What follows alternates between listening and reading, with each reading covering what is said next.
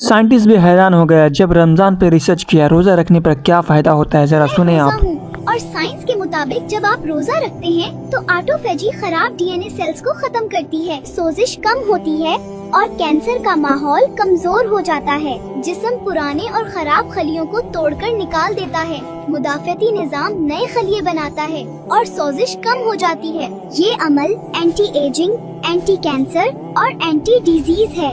جب آپ 0 سے 6 گھنٹے روزہ رکھتے ہیں تو جسم سب سے پہلے گلوکوز یعنی شوگر استعمال کرتا ہے اور انسولین لیول بھی ہائی رہتا ہے۔ جب آپ 8 سے 12 گھنٹے روزہ رکھتے ہیں تو انسولین لیول گرنا شروع ہو جاتا ہے، فیٹ برننگ آن ہو جاتا ہے اور بلڈ شوگر مستحکم ہونے لگتی ہے۔ 12 سے 16 گھنٹے کے روزے میں انسولین ریزسٹنس کم ہو جاتی ہے، جگر اور مسلز شوگر کو صحیح استعمال کرتے ہیں، چربی سے توانائی بنتی ہے، شوگر سے نہیں۔ روزہ ڈائبٹیز اور ٹائپ 2 ڈائبٹیز کو کنٹرول کرنے کا مضبوط ذریعہ ہے۔